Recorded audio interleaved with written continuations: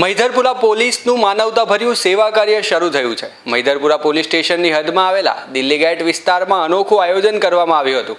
Overbridge નીચે નહેરતા ભિખારીઓ અને જરૂરિયાતમંદ લોકો માટે મેડિકલ સર્વે હાથ ધરવામાં આવ્યો હતો।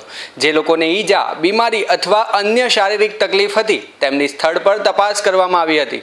ભુરાની હોસ્પિટલની મેડિકલ ટીમ અને એમ્બ્યુલન્સ સ્ટાફ દ્વારા સારવાર આપવામાં આવી હતી।